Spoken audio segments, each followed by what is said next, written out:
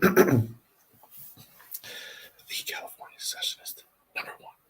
California Secessionist. The California Secessionist. That's who I am. That's funny.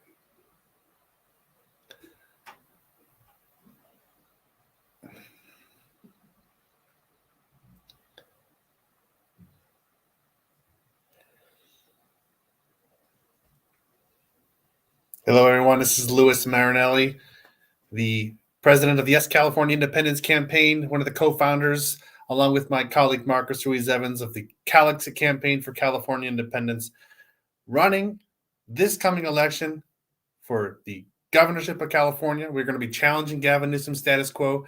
We're going to be challenging the status of California as a state and challenging the future for California to make it a nation among equals on the international stage with the other countries of this world. That's what the campaign is really coming down to. It's going to be a campaign in California, not just against Gavin Newsom and the status quo, not just against the Democratic establishment, not just against one-party rule in Sacramento, although the campaign will be about that. But the campaign will also be about a question for California's future. And is that future going to be one of an American state in a dysfunctional household? As I've spoken about in the past, this idea that this proverbial house that Lincoln spoke about is divided against itself and cannot stand. Are we going to, as a state, remain in that divided house, under that dysfunctional roof, in a house with 50 other states that can't get along with each other and interfering with each other's domestic affairs? Are we going to continue to live like that? Or are we going to get out of that dysfunctional household? Is California going to have its own place, rent its own house, and decide for itself what the rules are under its own roof? That is what this campaign is going to be about. Now, Gavin Newsom is going to run for governor because he wants to be president of the United States of America. So he has a vested interest in maintaining the union in its current form. He has a vested interest in making sure that the United States doesn't break apart, although more and more people are supporting the idea of national divorce, and more people, as we've personally witnessed in California, are coming to support the idea of California independence. The idea that California will become its own independent country. And it's not just happening in California, it's also happening in other parts of the country. We're talking about the independence movements in Texas have seen such great leaps of support over the last several years. There are movements in Alaska. There are movements in Hawaii, in New Hampshire. The people of Puerto Rico continue to campaign for independence from the United States. The idea is that there is a growing consensus. Now, we may not be at a majority right this moment, but a growing consensus nonetheless from all sides of the political spectrum, from the libertarians in New Hampshire to the conservatives in Texas to the progressives in California, that the United States, that the American Union in its current form will not stand. Just as Abraham Lincoln told us that the house divided against itself cannot stand, the Union, the American Union in its current form, the way things are going, the way our society is functioning, the way our government functions, will not stand. And that's why we need to have a national divorce. And not just a national divorce that says we're going to just separate from each other and say goodbye, but we need, more importantly, a national divorce settlement. And that's what the difficult work is. And that's why we need to have a governor in the office in California, in Sacramento, who's going to be prepared to take California down that path to work out the details of a national divorce settlement. We need to have a governor in position who's willing to take California down the path toward independence. Gavin Newsom is not that candidate because Gavin Newsom wants to be president. But what's going to happen in California? What is going to happen in 2024 when Donald Trump is reelected president of the United States? What happened in 2016 when Donald Trump was elected president of the United States? All of a sudden, there was a massive growth of support for Calexit. And the people of California were just thirsty for somewhere to put their energy They needed an avenue to put their energy into, to do something for their future, to protect their safety from the growth of whatever Donald Trump represented. And that's why Calexit grew in 2016 and 2017. And that's going to happen again in 2024. And we need to have a governor in Sacramento who's willing to take that necessary step to say, enough is enough. California is ready to be an independent country. We can no longer function in this system, in this broken system, the dysfunctional system. This family is dysfunctional. And we need to have our own roof. It's time for California, the fifth largest economy in the world, to stand up and be its own independent country. That we can represent our own values on the world stage. And then we can prevent the other states in this country, like West Virginia, for example, very all of a sudden popular state around the country. Everyone's talking about West Virginia because the one senator from West Virginia is holding up what millions of people around the country are considering progress with the president's economic plan. One senator in one tiny little state that nobody wants to go to, holding up progress for millions of people around California and millions more around the country.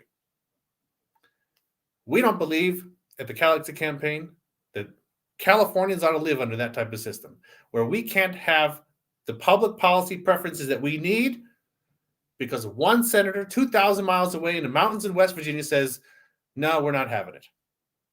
That's the way we live. That's the way we live now. Are we going to continue to live like that? Where we're going to rely on the United States Senate to compromise when they need 60 votes supermajority to pass basically anything of substance? Are we going to rely on the federal government to, when they do pass laws, to implement them in a way that's going to benefit the people of California? The government of the United States is not good at doing anything. But we know that in Sacramento. And I will be the first to say and point out again that I am not a cheerleader of the political power in Sacramento. I'm not a cheerleader of the Democratic Party. I'm not Gavin Newsom's cheerleader.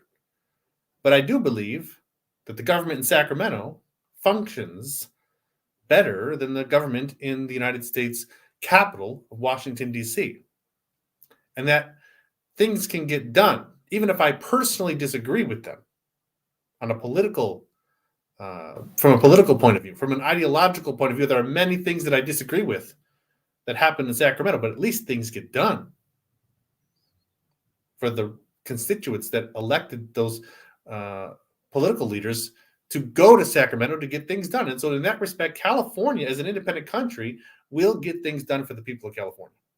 Whether we disagree with each individual item or not is a different question.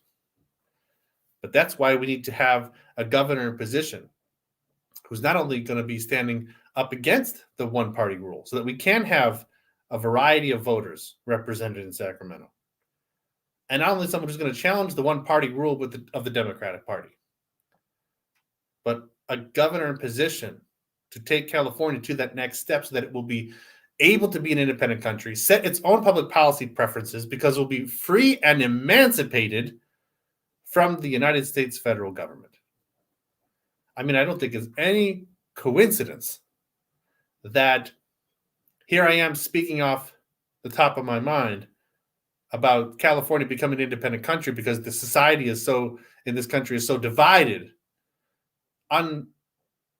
unparalleled and unmatched since the times of the Civil War. And here I am thinking about the word emancipation, because California needs to be emancipated from the United States. Just as a teenager who has, maybe finished high school early and is on their own feet can be emancipated from their parents because they can take care of themselves in many ways. California can also take care of itself. And so that's what this campaign is about. We want to make California an independent country. I'm running for governor to do that. And we're going to be running this California Secessionist channel over the course of the next several months, and maybe beyond, so that we can have a direct line with the people of California on multiple platforms, on Twitter, on Facebook, on YouTube, and on other and beyond. We're going to be talking with the people of California, talking with the people of the United States about the important issues of the day. And for me, the most important issue of the day at this time is national divorce. And that's why I keep talking about national divorce on this channel. Because we can, through national divorce, solve so many other problems. National divorce itself, if we achieve it, can be not only done peacefully, not only can be done legally, but it can be done in a way where everybody wins. And there is no other political issue out there, and I challenge anyone to come up with an answer about what other political issue out there or political proposal out there offers a solution where all sides of the party, all sides of participating in the negotiation can walk away with everything that they need. National divorce is unique in that way because it gives each individual state the ability to walk away from the negotiating table with everything that they wanted.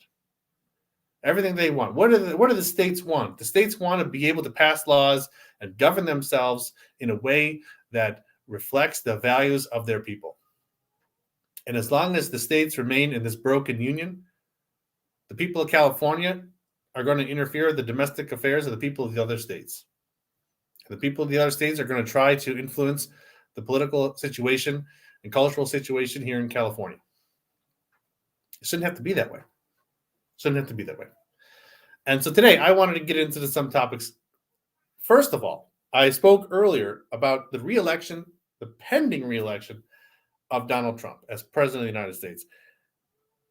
I think it's going to happen. If he runs and he puts his campaign into action, I think that Donald Trump will be reelected president in 2024, hands down.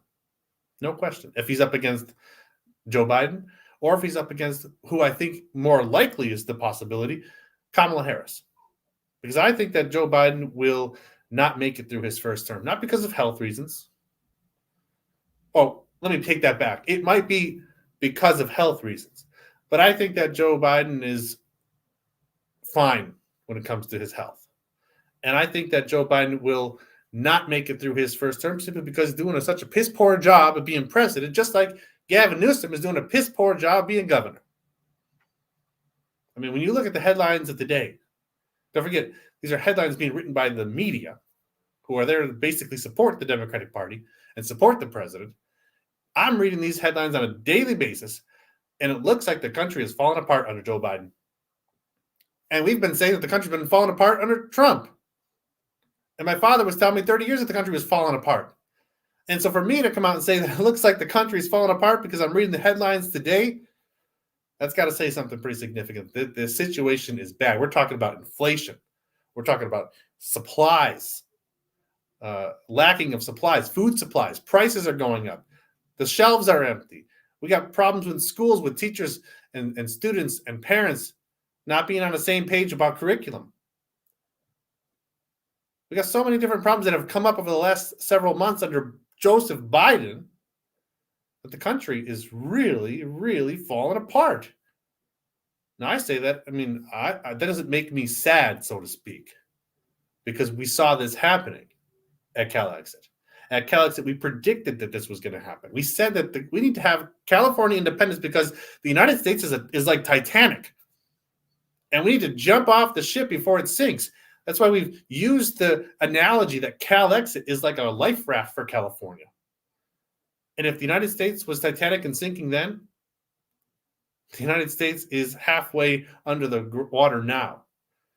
We need to jump ship now, California. We need to get off the Titanic before it takes us down with it. Because California has what it takes to be a successful independent country. But if we get taken down with the United States, that may not be the case. The United States is going down. It is a sinking ship. And nobody out there can deny that or refute that. Because even those out there who are critics of national divorce, and I've said it before and I'll say it again, those people out there who are criticizing national divorce never come up with an argument that it says, well, we shouldn't have national divorce or Calexit shouldn't happen because the union is so great and because the federal government functions so well. Their arguments are never about how our society is so tightly interweaved and interconnected in such a good way that we can't possibly think about wanting to separate. Do we have economic ties? Yes. Do we have cultural similarities? Yes. But we have, to an increasing extent, more deep divisions in our society than we do have commonalities. And that's to an increasing extent. And that's why we say that the ship is sinking. And California needs to get on that life raft, which we call Calexit, before the Titanic takes it down with them. That's why it's so urgent. That's why I keep talking about this, because it's really an urgent matter that California does this now. And at the very least, what California needs to do now is to set up a plan of action, to set up an exit strategy. For maybe it's not going to be implemented today or tomorrow or even next year, but we need to have, as a state in California, we need to have as a state in California an understanding of what we are going to do when the eventual collapse of the United States happens. We need to have a plan. We need to know the United States is about to collapse, like the Soviet Union collapsed, like the Roman Empire collapsed. We need to have a plan in action about what California is going to do to take care of itself and its people in the future. Because that day is coming. Now, it may not be tomorrow. It may not be next year, but it is coming. And we have no plan. We have no plan. Now, politicians are going to run every 4 years for governor. They're going to talk about plans for education. They're going to talk about plans for water storage and facilities for the prisoners and crime and policing issues, infrastructure issues and roads and taxes and budgets. But it's going to mean nothing if we have no plan for independence, if we have no exit strategy in place, so that when that Titanic of the United States falls and sinks to the bottom of the ocean and hits it with a hard clump, California is ready. California is ready to stand up on its own. People like Gavin Newsom are never going to create that exit strategy. It's bad politics to have political ambitions in Washington and at the same time plan for Washington's eventual collapse. It's bad politics to have political ambition to be president of the United States and yet plan for a day when there may be no president of the United States. And that's why Gavin Newsom will never create that plan. And that is the biggest mistake that any politician right now could possibly do, because we have a country that is falling apart and nobody can refute that. And yet nobody wants to create a plan, even a what-if plan. What are we going to do, California, when the United States collapse? We need to have a plan. We need to have people sit down. We need to have experts come together and talk about the economics, talk about the borders, talk about our government structure, talk about the fiscal policies that we're going to enact as an independent country.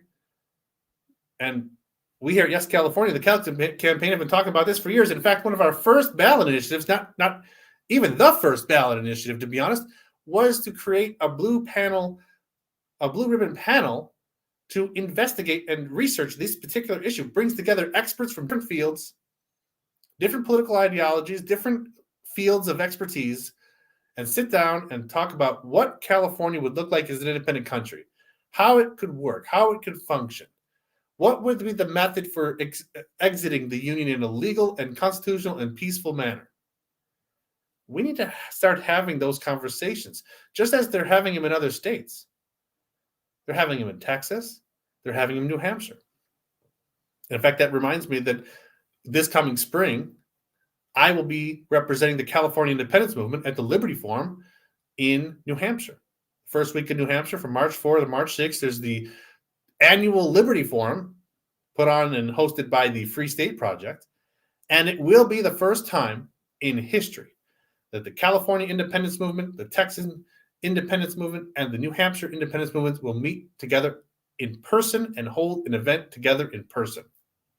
The very fact that that is happening speaks volumes to the growth of secession in America in this century and the need for these states of different corners of the country to recognize that the society that we are living in is broken and irreparable, and it's better for us to come together, agree to disagree, and then talk about how we're going to split up the assets and talk about how we're going to share the debts, and talk about how we're going to then peacefully part ways.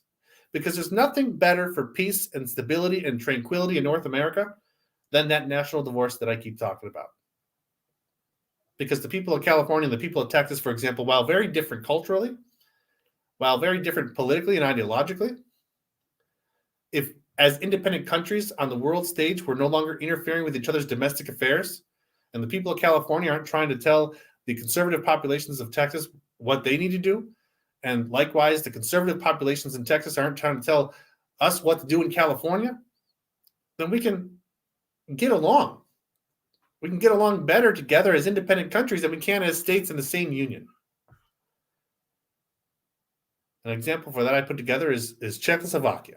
I always talk about Czechoslovakia. I love Czechoslovakia, although Czechoslovakia no longer exists. And the reason it doesn't exist is because it broke apart through what's called the Velvet Divorce. The Velvet Divorce because it was done peacefully. There was no bloodshed in this divorce, no civil war in Central Europe at the early 1990s. 1993, they broke apart into two countries, the Czech Republic and Slovakia. And they continue to exist today. They exist today, and they have peaceful relations with one another. They have trade. They have commerce. When the president or prime minister of one country gets elected, traditionally and by custom, they travel to the second part of their former country. They even have a mutual defense agreement with each other. And so California and Texas could do the same thing. And national divorce could be the same thing, where the states can break apart. And they could do so peacefully. And there could be no civil war. And we can do it in a way where after the divorce takes place and the settlement has been reached and agreed upon, we part ways, that we can then find common ground on which to stand together once again. And we can stand together in mutual defense of North America. And we can stand together with free trade in North America. And we can stand together with a freedom of movement in North America so that the people of California can still travel to Texas. Just like the people of France can go to Germany. And the people of Italy can go to Poland. The people of California should be able to go to Texas freely. And Texans and Californians can continue to have commerce and trade and work together economically, as well as with the other states. And for those smaller states out there that may not be able to substantially take care of themselves as independent countries, simply because they lack the land or the population or the resources to be their own independent country, I'm talking about those small states out there.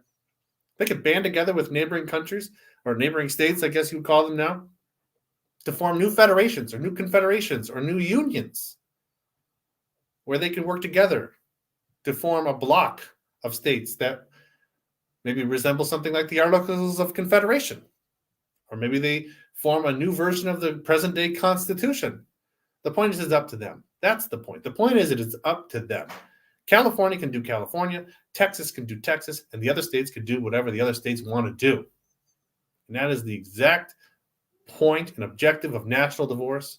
It is to reduce in our society the political animosity and division.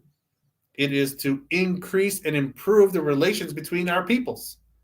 Because the reason that we're at each other's throats is because we're always getting involved with what the other side is doing. We got to stop that.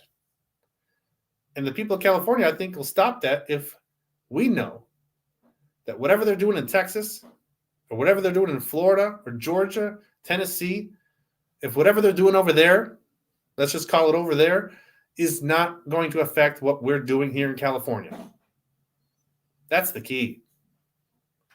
And likewise, they're going to be in favor of national divorce because they're going to know that the 40 million people in California that they call crazy, the land of fruits and nuts, for example, they're going to be happy and they're going to feel safe and secure in the fact that what happens in California isn't going to happen in the rest of the continent, isn't going to happen in Texas, that we're not going to be able to California their Texas, as they say, because a lot of Californians are leaving California, going to Texas and bringing with them their California culture.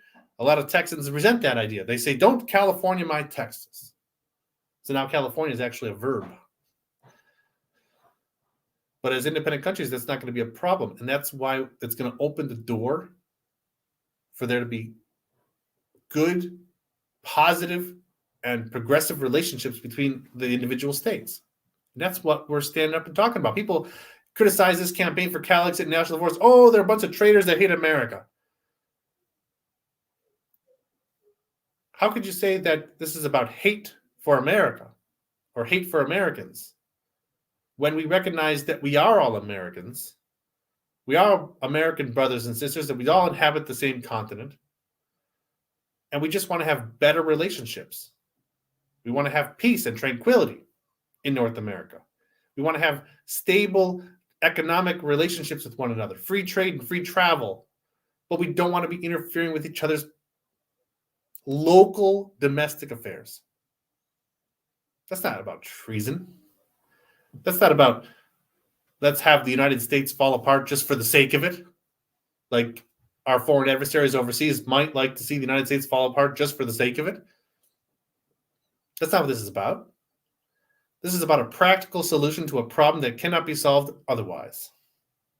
And that's why we so urgently stand up for national divorce. That's why we so urgently stand up for Calexit, because we see no other option, as do so many other people around the country are coming to support the idea of Calexit and national divorce simply because they also understand that our divisions in our society cannot be solved in another way.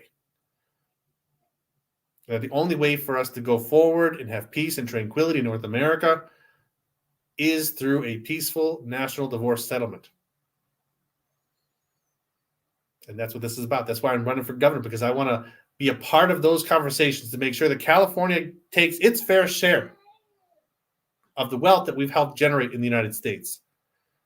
But I also want to make sure that we are fair and we take our fair share of the debts that this country has taken out on our behalf. And I want to make sure that it's done peacefully. And I want to make sure that it's done constitutionally and that it's done legally. There are other people out there who may have a different point of view. And we want to make sure that when this national divorce settlement is reached, it is reached peacefully, legally, constitutionally, and that California takes its fair share of the wealth and the assets, and that California takes its fair share of the national debt. That is the recipe for a peaceful national divorce solution. That's what we're campaigning for. That's why there needs to be a governor in Sacramento who's going to stand up and support that and advocate for that. Especially, like I said before, when Donald Trump gets reelected. We're going in circles here because this is such an important issue that we can't even get to the next topic of the day because we have to keep reinforcing the idea that Donald Trump is going to get reelected. And although I may not be Donald Trump's biggest enemy, millions of Californians do not like Donald Trump. Millions of you don't like Donald Trump. I recognize that. I respect that. Do you want him as your president in 2024?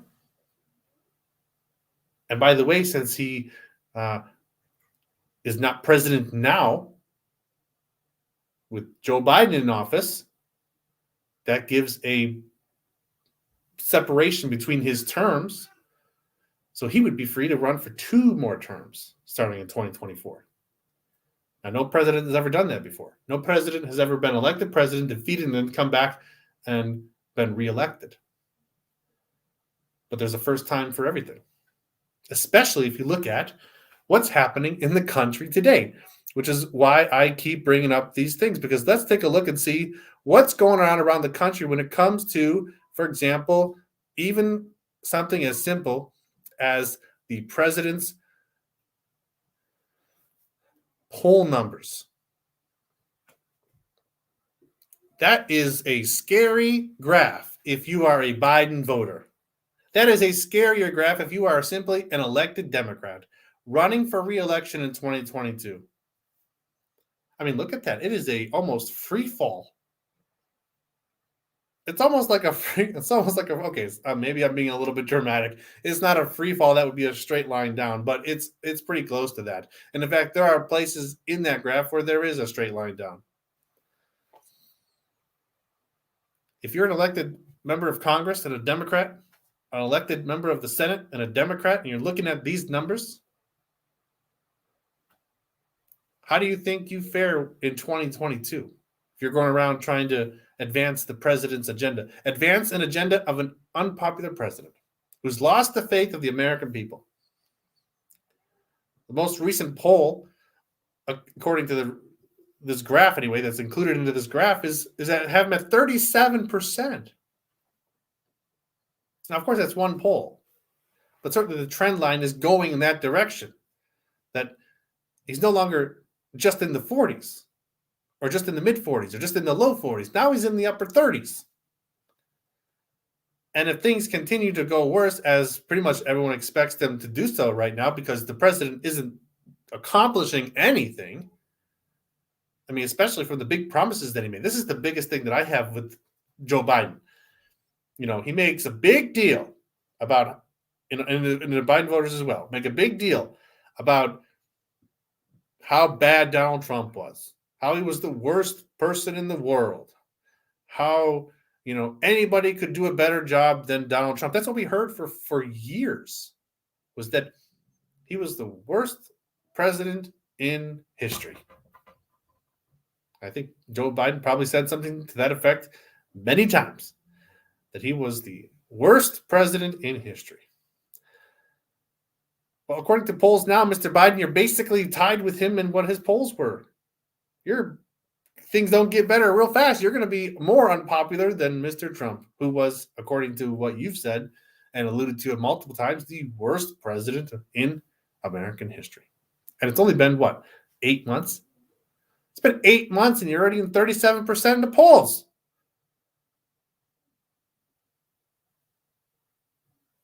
Worst president in history, Donald Trump?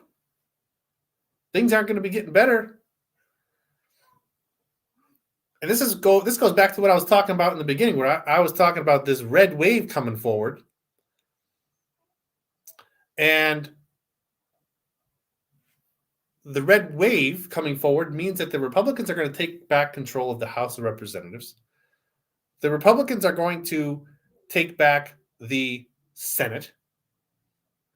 And starting in January of 2023, after the new Congress convenes, you're going to have divided government in a country that has been, it is divided more than it has been since the Civil War, with an unpopular president who, when he had control of the White House and the House of Representatives and the Senate, was unable to accomplish anything. At that point in time, Joe Biden, I think, is going to have to resign. Now, I think he should resign now, because he's already a complete failure. But he's not going to do that.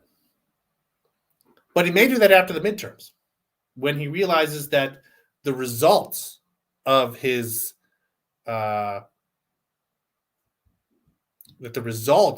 failure as president led to such an embarrassing loss for his party in the Congress.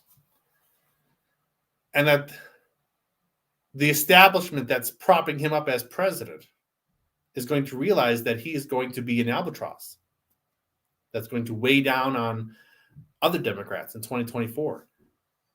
And that if he remains an unpopular president going into 2024, because he's not going to accomplish anything with divided government, when he couldn't have anything accomplished when he had majority in the House of Representatives, and with Kamala Harris, he has a majority in the Senate.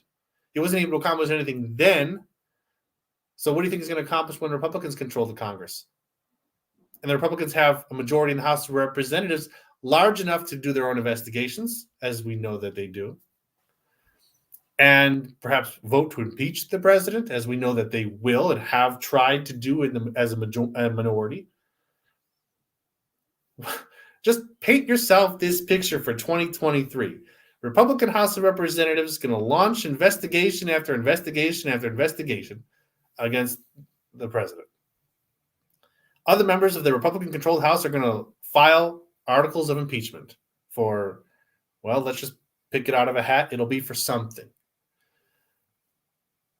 The Republicans are going to control the Senate. So that means anybody that the president wants to appoint to certain offices in the cabinet or judges around the country, including the Supreme Court, are not likely to be filled. There's going to be a standstill when it comes to filling vacancies in the federal government, which means your federal government, which is already dysfunctional and doesn't work, is going to work even less effectively for you because there's not going to be the bodies in place to run the agencies that provide services to the American people. There's not going to be judges on the bench to handle the dockets in front of them. Why? Because of political gridlock, because of divided government, which ironically would be very representative of our society. Our society is so broken and divided that nothing can be made in terms of coming to agreement and compromise. Likewise, that will be represented and personified in Washington through the fact that Washington will be in gridlock. That's 2023. After 2 years of Biden's ineptitude, failure to accomplish anything, you're going to have that picture. And it's going to stay like that throughout the 2024 election if Joe Biden stays president. How does he get reelected into that scenario? If he's facing up even against somebody like Donald Trump. How does Joe Biden get reelected in 2024 when he's already at 37% and it's 2021? When he's going into a midterm where his party is going to lose bigly, where the following years after that midterm election, there's going to be divided government, which will prevent him from doing anything, where that divided government is going to be actually targeting him to make sure that he can do nothing. And they're going to be distracting the business of government with investigations. And they're going to be distracting the American public with articles of impeachment. And then somehow he gets reelected in 2024? No. And the establishment knows that. And the establishment is watching these poll numbers very carefully because they know that they need to find a way for Joe Biden to step aside. That's why I was talking about in the beginning. I said, I think Joe Biden's health is fine, but it's probably going to be resigning after these midterms in 2022 because of health reasons. Which brings us to our next topic, Kamala Harris. Also, America's favorite political leader. She is our first woman vice president, and all the credit goes to her for that, for becoming the first woman vice president. That's wonderful. There should be a woman president. I don't think that means that we should vote for a candidate just because they're a woman, though. Let's just make there be a woman president. Doesn't matter who it is as long as it's a woman. That's why I was so adamantly opposed to Hillary Clinton. So many people wanted to vote for Hillary Clinton, not because of what she represented, but because of her gender identity.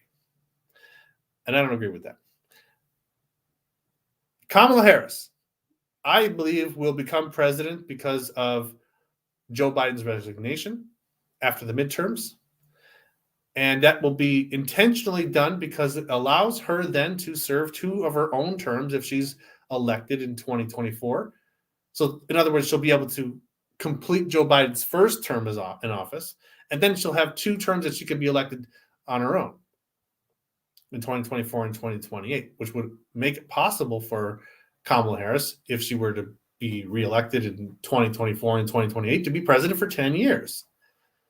So that's why that resignation from Joe Biden, which ought to come now, won't, because they don't want to have Kamala Harris become president now, and then she wouldn't be able to be elected twice after that. So that's probably something that even Kamala Harris is saying, no, you have to stick it out, Mr. Biden, because you're not going to rob me of 2 terms in office. So after the midterms, the Republicans are taking control of everything. There's going to be complete division in government, complete standstill. Nothing's going to get accomplished. And Joe Biden's going to step aside because the people have lost faith in him, and the establishment, which is more important, has lost faith in him as well. Then we have Kamala Harris, President Kamala Harris, first woman president, et cetera, et cetera, et cetera. However, she would not be the country's first elected woman president unless she gets elected in 2024. And so that's a problem for her and for the Democrats, because Kamala Harris is so far also doing a piss poor job with the projects that she's been assigned by the Biden administration. So now you have a vice president who's in over her head and failing at her job,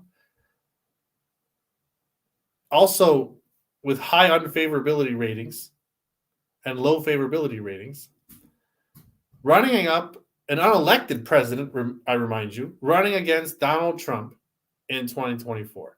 An unelected president with low favorability ratings, high unfavorability ratings, with a poor record as vice president, and no other federal office in her resume to kind of give her that gravitas of, I can do this job, running up against Donald Trump in 2024. Again, Donald Trump wins that election hands down. Hands down.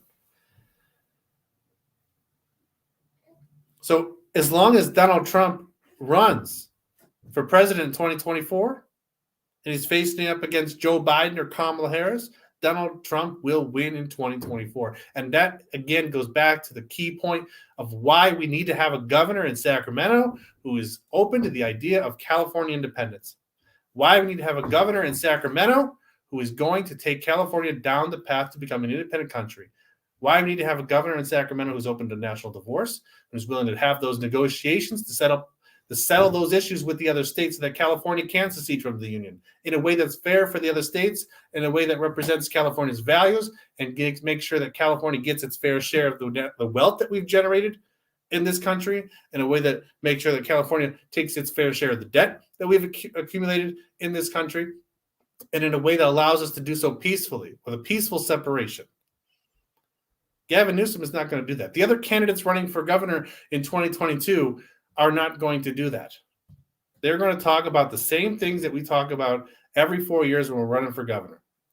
We're going to talk about education. We're going to talk about schools. We're going to talk about infrastructure and roads and water and bonds and taxes and environment and climate change. And the Republicans are going to put forth their typical Republican talking points and solutions. And Gavin Newsom is going to repeat and parrot his Democratic platform that's been running the state for decades. Yet our problems continue to get worse, even though the Democrats have run the state for decades. And so the election is going to be the same as basically any other 4 years, where we have no promise of change. Because, of course, if you have a Democrat versus a Republican up in November 22, the Democrat's going to win. It's going to be Gavin Newsom. Gavin Newsom is the epitome of the status quo. He's not concerned about California's well-being. He's concerned about Gavin Newsom's political ambitions. And so nothing is going to change. He's going to ride out that last term as governor so that he can ride it into the White House, or at least attempt to do so. But if you're in California and you want there to be some change, and I hate to use the word change because it's already so cliche, my candidacy for governor represents that change, because it's not just a political party or an ideology change in Sacramento, where we're going to change, for example, Gavin Newsom for Louis Marinelli. That's a personality change. Or we're going to change a Democrat for a Republican. That's a political change.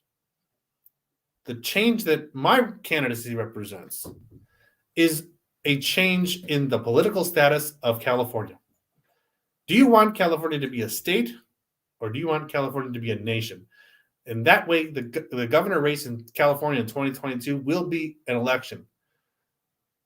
But it will be a vote, even more so. It will be a vote between statehood and nationhood.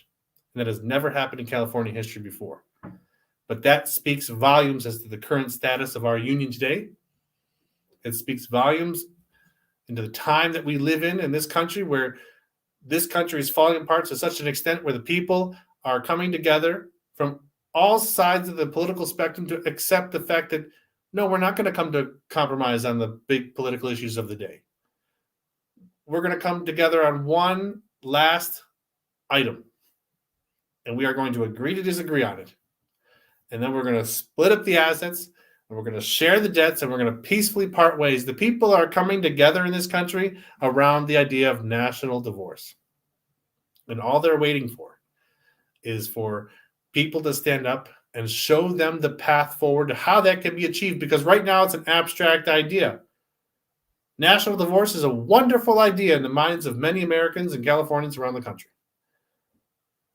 But the more difficult question is how we can make it happen, and what the actual settlement will look like, what California will leave that negotiating table with. These are the important discussions and conversations and negotiations that need to be held at a minimum so that California knows what to do with itself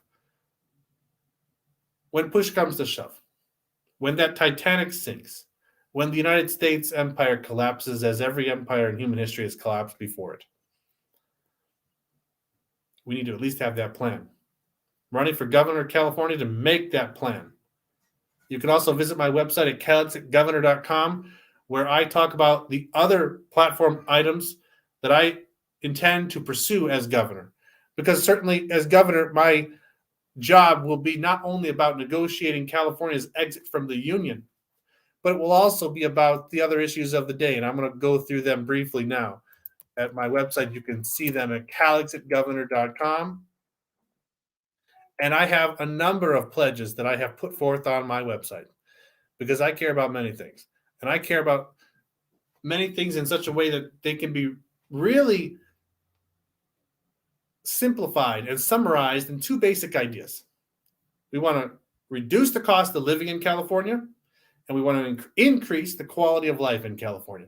Those are the two overarching principles of my campaign for governor. And it's not just about these issues that I'm about to go through now that are available on my website at calexitgovernor.com, but it's also about what national divorce is about. It's also about what Calexit is about. These issues are Calexit, national divorce, and the issues I'm going to go through now are about improving the quality of life in California and decreasing the cost of living in California. And so, if you've visited my website, calexitgovernor.com, you will see my campaign pledges. The first one, I want to create an independent, nonpartisan roadmap to independence panel, as I spoke about before, which will investigate California's options for peaceful and legal separation from the United States. Talked about it before. It was our first official act that we did as Yes California. We submitted a ballot initiative, a citizens ballot initiative that would create a panel, a devolution panel, to investigate those issues about what California would look like as a country, how it would function as an independent country, how we could peacefully secede from the union, separate ourselves in a peaceful manner. Those questions need to be discussed, and we need to have a public conversation about those issues. And that's what this panel will do. Experts from different fields will come together and sit down in a civil manner and discuss these issues and make an exit plan for California. Now, we also have other issues that we need to address. And I think one of the most important things that we need to address in California is our failure to address how we do not take care of political minorities in California. Now, California does a good job. It is very proud of itself for taking care of minorities and protecting civil rights for disenfranchised people. But where we don't do the same thing is when it comes to politics. We don't do the same thing to protect the political minorities in California. And what I mean by that is we have one-party rule in Sacramento, and we have super majorities of Democrats in the state legislature. And there's a small minority opposition party in the Republican Party in Sacramento. But there are millions of Californians who are not Democrats or who are not Republicans. and they have zero representation in Sacramento. Zero. We need to have political reform in Sacramento in such that we have political parties, third parties, have a seat at the table. We need proportional representation in Sacramento so that we can't have just one party ruled by the Democrats and the only alternative is the Republican Party. Well, of course, then people are going to vote for Democrats. But I believe that even though California is a deep blue state, that if we have proportional representation in Sacramento and the voters of California know that they can vote for third parties, knowing that their vote will mean something, that we will have many parties at the table, many political parties participating in politics in Sacramento, not just the Democrats and the Republicans, but also the Green Party, the Peace and Freedom Party, the Constitution Party. That's the point, is that we want to have representation for voters of different political backgrounds and ideologies represented in Sacramento. Now, it's not in the interest of the Democratic Party to support that. They're the one-party rule. They have the majority. They're a safe majority. Why would they do anything to threaten that? So don't look to Gavin Newsom and the Democrats to support proportional representation because they're inevitably going to lose seats in the state legislature, even if only to members of the Green Party or members of the Peace and Freedom Party, where they share many values. But I know as a fact that members of the Peace and Freedom Party who may right now vote for Democrats, if had the chance, they would vote for their own political representatives in the Peace and Freedom Party to go to Sacramento to represent their values. But they don't have that chance because they know if they field a candidate of that party, that candidate will not win the vote because you have to get 50% of the vote. And those third parties may not ever get 50% of the vote, but they may get 5% of the vote, or they may get 8% of the vote. And in that way, they can get 5 or 8% of the representation in Sacramento. And they can have a seat at the table. And that way, people will stop voting for Democrats just simply because it's the lesser of two evils. And they'll start voting for the party that actually represents what they believe. And then we'll have multiple parties at the table in Sacramento. And those multiple parties will have to come together and compromise to create a coalition on how they're going to govern the state of California until the next election. So I am a strong proponent of proportional representation in Sacramento. And I can say that as someone who's been a registered Republican, someone who's been registered Libertarian, and someone who's been registered as no political party preference. So I feel you out there, California. The millions of Californians out there who are voters who have moved from one political party to the other and finally have settled upon no political affiliation, which is actually, there are actually more of those voters now than there are Republicans. Yet those voters have no representation in the legislature. That is how California fails to protect political minorities, because we fail to provide representation to the political minorities in California. We're going to change that if I'm elected governor, because we're going to put forth a plan for proportional representation. And proportional representation in the state legislature doesn't mean only just in the state legislature. We're also going to change the way that California allocates its electoral college votes. We want California to award its electoral college votes on a proportional basis because we believe in protecting political minorities. Yes, California is a deep blue state. Yes, the majority of Californians believe in electing, for example, a Democratic president as opposed to a Republican president. But there are millions and millions of Californians who are not Democrats, who are not progressive, and they cast their vote for president for a candidate of a different party. And the vote is meaningless because they don't get a majority. I don't believe that people's votes should be meaningless, even if they're not going to vote for me, or even if they're not going to vote for something that I support. I still believe that everybody's vote should matter. And I stick up in that way for the people who I disagree with. I have some things, I'm a registered Republican. I have some things that I support from the Democratic Party. I have some things I support from the Republican Party, from the Libertarian Party, from the Green Party. I'm a mixed bag politically. And yet I know that in Sacramento and in Washington, the only people that really have representation are the people who are loyal Republicans or loyal Democrats, because those are the only two parties that have representation or a seat at the table. We do that in Sacramento with this political system of two parties, and we do it with our electoral college votes. We need to protect the political rights of the millions of Californians who are not Democrats or who are not Republican or who are not progressives and who maybe vote for a Republican president, yet they have no voice at the electoral college. And so I think that California ought to take steps towards changing the way that we award our electoral college votes so that they are awarded on a proportional basis. And that is something that I will work on as governor. I want to, as governor, also change topics here slightly. In addition to protecting political rights and the political minorities in California, I also care very deeply about the freedom of speech. And I think that we need, as Californians, the home of Silicon Valley, to take some strong action towards passing an internet bill of rights to make sure that we recognize in our laws and in our society that the public square of the 21st century is the internet. And that just as much as free speech is protected in the public square outside of our homes, we must protect the freedom of speech on the internet as well. I want to move on to some of the other points on our platform here. We're talking about deregulation. I think we need to get the California state government out of regulating everything. That's why I support things such as deregulating the gig economy, so that Californians who need to make some extra money to support themselves and their families can do so without the government getting involved. I want to talk about kindergarten, because for many years I worked as an English teacher in kindergarten.